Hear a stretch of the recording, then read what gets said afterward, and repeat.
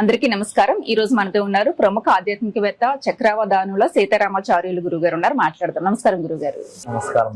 గురుగారు, జనరల్ గా ప్రతి ఒక్కరికి చాలా చాలా కోరికలు ఉంటాయి. ఖచ్చితంగా ఒక్కొక్క కోరిక అవ్వాలని ఖచ్చితంగా అనుకుంటూ ఉంటారు. ఎలాంటి సంకల్పమైనా ధర్మబద్ధంగా ఉన్న ప్రతి కోరిక నెరవేరాలంటే ఎలాంటి ప్రయత్నం చేయాలి, ఎలాంటి పరిహారాలు చేసుకోవాలి? చక్ర విషయాన్ని అడిగారు. మీరు అడిగిన ప్రశ్నలోనే ఆన్సర్ కూడా ఉందన్నమాట. ధర్మబద్ధంగానా? మనిషి ధర్మబద్ధంగా జీవనం చేస్తే చాలు. దీనికి ఒక ఆన్సర్ చెప్పాలంటే ధర్మబద్ధంగా జీవనాన్ని గడిపితే చాలు. కానీ మనం ఒక్కొక్కరికి ఎంత ప్రయత్నిస్తున్నా అది అవ్వదు గురువు గారు, ఎందుకనో తెలియదు. మరి అలాంటి వాళ్ళకి పరిహారం చెప్పండి. అంటే ఇప్పుడు ఇది ఏ యుగం అండి? కలియుగం. కలియుగం. కలి మనిషిని ధర్మంగా ఉండనివ్వదు. ఎందుకని అధర్మ మార్గాన్నే ఏదో రూపేణ చూపిస్తూ ఉంటుంది. రావణాసురుడు చూడండి, మరి అంత విశేషంగా మరి ఆ యొక్క పరమేశ్వరుడు యొక్క విశేషమైన అర్చన చేస్తూ ఉంటాడు. కానీ కేవలం ఒక అధర్మైన పని వల్ల మొత్తం కోల్పోయాడు. మరి హిరణ్యాక్షుడు చక్కటి పుణ్యవంతుడు, కేవలం ఒక చిన్న తప్పు వల్ల ఆయన వల్ల కూడా కోల్పోయాడు. ఎవరైనా సరే ధర్మ మార్గాన్ని నడవకపోవడం వల్లే, అధర్మం వల్లే ఆ కోరికలు కూడా తీరకుండా ఇబ్బంది పడుతుంటారు.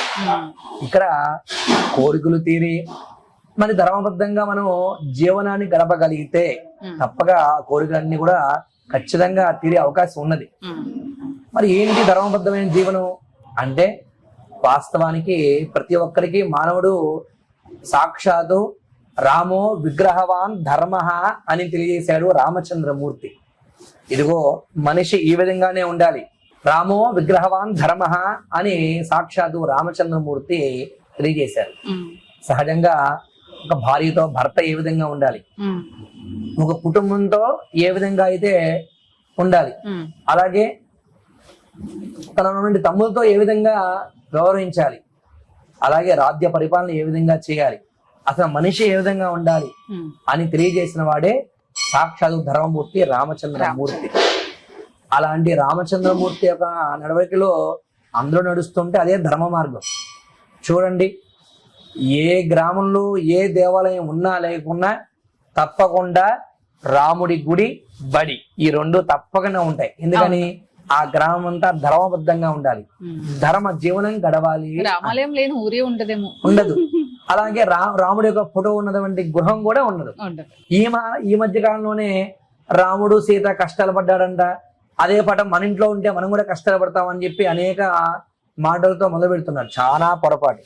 రాముడు ధర్మవాక్య పొరపాటు. ఆయన ఉంటే కుటుంబం అంతా సౌఖ్యంగా ఉంటుందన్నమాట. అయితే ఇక్కడ ధర్మబద్ధమైన జీవనం గడపాలి. ముందు మనం గడుపుతున్నాం. మనం తెల్లాలేస్తే సాయంత్రం వరకు అసత్యపు మాటలే, అవునా? తెల్లాలేస్తే ప్రతి ఒక్కరితో అసత్యంగా మాట్లాడుతూ ఉన్నాం. సత్యంగా ఎవరో మాట్లాడుతులా, నిజం ఎవరో మాట్లాడుతులా. ప్రతి ఒక్కరం కూడా అసత్యం మాట్లాడుతూనే, అబద్ధాలతోనే జీవనం అంతా కూడా గడిపేస్తున్నాం. మరి ఎక్కడైనా మన జీవనంలోనే అసలు ధర్మం అనేది లేదు. ఆ ధర్మబద్ధమైన జీవనం మనలో ఉన్నప్పుడు తప్పకుండా ఆ యొక్క యోగం మనకి కలుగుతుంది అనమాట. నిత్యము ధర్మయోగం అంటే ఏంటండి? మన కుటుంబ పోషణ కోసం మనం ఉండాలి. కానీ ఈ రోజుల్లో కుటుంబ పోషణ లేదు. అంతా కూడా తల్లాలేసంగా నుంచి కూడా ప్రతి ఒక్కరికి కూడా అనేక వ్యాపకాలు. తన కుటుంబం కన్నా వేరే కుటుంబాలు ఏం చేస్తున్నాయి, వారికి సంపదలు ఎలా ఉన్నాయి, వాళ్ళు పాడైపోతే మేము ఎలా బాగుపడతాము, లేకపోతే వారిని ఎలా నాశనం చేయాలి, ఇలాంటి ఆలోచనలు బాగా అందరికీ పెరిగిపోయాయమ్మా. దీనివల్ల ఆహార నియమాలు లేకపోవడం వల్లే, ఆ ఆహార నియమం లేకపోవడం వల్లే ధర్మం కోల్పోతున్నారన్నమాట. ఎప్పుడైతే నీ ధర్మాన్ని నువ్వు పాటిస్తూ చక్కగా నీవు ఉంటావో తప్పగా తెలియకుండానే నీ యోగాలు కూడా అలాగే వస్తూ ఉంటాయని చెప్పాను. చూడండి, రామచంద్రమూర్తి ఎన్నో ఇబ్బందులు పడ్డాడు. కానీ ఈ రోజు మనం గుడి కట్టి ఆయన పూజిస్తూ ఉన్నాం. ఎందుకని? తన ధర్మాన్ని తాను పాటించాడు కాబట్టి. మనం చేస్తున్నామా ఈ రోజుల్లో? ఇప్పటికైనా ధర్మమే గెలుస్తుంది. ఈ రోజుల్లో ఈ చక్కని విషయంలో మాట చెప్పాలంటే, వాళ్ళకి వచ్చిన మాటలతో స్టేజ్ ఎక్కగానే చాలా మంది కూడా అసత్య మాటలు మాట్లాడుతూ గొప్పగా హడావుడి చేస్తున్నారు ఈ రోజుల్లో. కేవలం అది 1 రోజు, 2 రోజులు, 3 రోజులు తాత్కాలిక అవంగానే ఏదో ఒక దెబ్బ తగిలి వాళ్ళు పడిపోతున్నారు. మన కాలం చూస్తూనే ఉన్నాం. సత్యం మాట్లాడేవారు మాత్రం అలాగే వెళుతూ ఉన్నారు. చూడండి, మనకి సాక్షాత్తు భగవత్ రామానుజులు వారు మన ప్రపంచానికి చక్కటి యోగాన్ని కలిగించారు. ఈ రోజు ఈ కీర్తి ప్రతిష్టతో ఆయన పూజిస్తున్నాం. అలాగే ఆది శంకరాచార్యులు వారిని చక్కగా మనం పూజిస్తూ ఉన్నాం గురువుగా. అలాగే ఈరోజు చిన్నజీయ స్వామి వారి సన్మార్గంలో మనం నడుస్తూ ఉన్నాం. అలా ఎంతో మంది సన్మార్గం నడుస్తూ వారి మార్గంలో మనం నడుస్తూ ఉన్నాం. ధర్మ జీవనం, మనం ఎప్పుడైతే ధర్మంగా జీవనాన్ని గడుపుతూ ఉంటామో మనకు కావాల్సిన యోగాలు తప్పకుండా భగవంతుడు ఏదో రూపేణా మనకి ఆ జీవన విధానంలో కలిగిస్తూ ఉంటారు. అయితే ఈ రోజుల్లో అంతా కూడా ప్రతి ఒక్కరూ ధనం కోసం పాగులాడడం, ఆస్తుల కోసం పాగులాడడం, వీటి కోసం విచక్షణ కోల్పోయి భార్యతో ఎలా ఉంటున్నాము, భర్తతో ఎలా ఉన్నాము, అసలు కుటుంబంతో ఎలా ఉంటాము, మనతోనే తోటివారు చిన్నప్పుడు మనమే ఒక కంచంలో తిని పెరిగిన అన్నదమ్ములతోనే గొడవలు గందరగోళాలు చేసుకొని చివరికి డబ్బు కోసం అసత్యంతో మాట్లాడుతూ కేవలం ఇంకా మనిషి యొక్క ప్రాణాలు కూడా తీసేంత స్థితికి మనిషి ఏమండి ఎక్కడ ఉండండి. ఇంకా ఇంత దిగజారిపోయినప్పుడు, నీలో అధర్మం ఉన్నప్పుడు నీ జీవనం కూడా అధర్మం అయిపోతూ ఉంటుంది. అధర్మైనప్పుడు నీ యొక్క పుట్టినందుకు దానికి ఒక నిర్దిష్టమై ఉన్నది. వాస్తవాన్ని చెప్పాలంటే 84 లక్షల జీవరాశుల్లో మనిషి అనేవాడు కేవలం ఒకసారి జీవనం కలుగుతుందండి. ఆ మనిషి పుట్టినప్పుడు ఏం జరుగుతుంది? 84 లక్షల జీవరాశులు కూడా ప్రతినిత్యము పుట్టడం, భుజించడం, తినడం, పడుకోవడం ఇవే జరుగుతూ ఉంటాయి.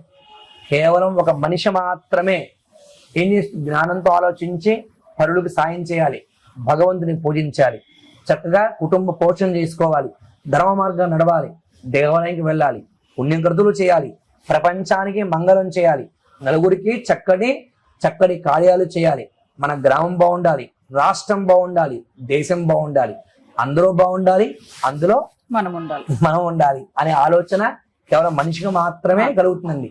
ఇలాంటి జ్ఞానం కేవలం మనిషిగా మాత్రమే కలిగించారు. మరి కుక్కకు కానీ ఎలుకకు కానీ మనం వేరే జీవులకు ఉంటాయండి. ఏ జీవు కేవలం మనిషిగా ఉంటుంది. కానీ ఆ ధర్మం మనిషి మరి ఉంటున్నాడండి, ఉండట్లా. ఎప్పుడైతే మనిషి తన ధర్మాన్ని పాటించకుండా ఉంటాడో, ఆ ధర్మంగా పాటిస్తుంటాడో తన జీవితాన్ని తానే నాశనం చేసుకున్నట్టే చెప్పాలన్నమాట. తన ధర్మాన్ని తను పాటిస్తూ తన కుటుంబ పోషణ చేసుకుంటూ తన శైలిలో ఆచరిస్తూ తన ధర్మ ఆచరణని తర్వాత భవిష్యత్తు కాలానికి అందిస్తాడు. తప్పక తను నిలబడతారు, తన వంశాంకులు నిలబడుతుంది, తన ద్వారా నలుగురు నిలబడతారు. చూడండి, ధర్మం అంటే ఏ విధంగా ఉంటుంది? గురువులు ఉన్నారు, మా గురువులు చక్కటి వేదాధ్యాయాన్ని మాకు అందించారు, ధర్మ మార్గం వారు అందించారు కాబట్టి మేము నలుగురికి అందించగలం. వారి స్వార్థంగా వేరే వాళ్ళకి అందిస్తే ఈ విద్య అందరికి అందిస్తుంది, అందరూ బాగుపడుతారు ఉంటే ఈ రోజుల్లో మనకి ఎన్ని అందుతాయండి? మన ఈ రోజు మా దగ్గరికి వచ్చి చక్కగా ఈ యొక్క ధర్మ మార్గం మనం అందరికీ అందించగలమా? అందించడం. అలా ప్రతి ఒక్కరూ ఆలోచించాలి. మనం ఉన్న మంచిని నలుగురికి అందించాలి. పంచితే ఇంకా పెరుగుతున్నట్టు కదా. కేవలం ఎవరు దొంగిలించలేంది, అందరికీ చక్కగా వృద్ధి చేసేది ఒక జ్ఞానం మాత్రమే. అలాంటి జ్ఞానం నలుగురికి పంచాలి, మన ధర్మ మార్గంలో మనం నడవాలి. అలా నిచ్చినప్పుడు మన జీవన శైలి కూడా వృద్ధి చెందుతుంది, భగవంతుడి అనుగ్రహం కూడా సులువుగా కలుగుతుంది అన్నమాట. అదే మనకి శాస్త్రాలు, పురాణాలు, ఇతిహాసాలు, పెద్దలు మనకు తెలియజేసేదంతా కూడా ఇదే. అయ్యా, నీవు జీవనాన్ని ధర్మబద్ధంగా గడుపు, అదే నిన్ను సంరక్షణ చేస్తూ ఉంటుంది అని చెప్పి మనం తెలియజేస్తూ. ధర్మబద్ధంగా ఉంటే ఏ పూజలో హోమాలు అసలు అవసరమే లేదు. అంతే, ధర్మబద్ధంగా లేకుండా ఇవి చేసినా ఫలితమే ఉంటుంది. అందుకనేగా ఏ కార్యం మొదలుపెట్టినా ముందు అదే విషయం చెబుతాం. ఇంట్లో ఉన్న కన్న తల్లిదండ్రులను పట్టించుకోకుండా, అత్తమామను పట్టించుకోకుండా, వారి నానామాలతో దూషించి కన్నతల్లులను తిడుతూ నువ్వు ఎన్ని పుణ్య కార్యాలు చేసినా అవి నీ జరిగే ఆ పుణ్యం రాదు, నిన్ను అవి సంరక్షించవు. నీ ధర్మాన్ని నువ్వు పాటించి అప్పుడు పుణ్యకారించే, తప్పగా నీకు ఆ ఫలితాన్ని కూడా అందిస్తాయి అని చెప్పి మేము ముందు తెలియజేసే పుణ్యకర్తలు మేము కూడా ప్రారంభిస్తూ ఉంటాం అన్నమాట. అలా మనం కూడా చక్కగా ధర్మ కార్యాన్ని ఆచరించాలి, నలుగురికి అందించాలి. చాలా ఇన్స్పైరింగ్ గా చెప్పారు. ప్రతి ఒక్కరు అదే బాటలో వెళితే అన్ని మనకి సమకూరుతాయి, భగవంతుడు కూడా మనం వెంట ఉంటారు. ఈ విపత్తులన్నీ ఎక్కడి నుంచి వస్తాయి? ఇంకా నీవు ధర్మాన్ని పాటిస్తే ఎవరికి హాని చేయవు, నీ పదులను ఉంటావు.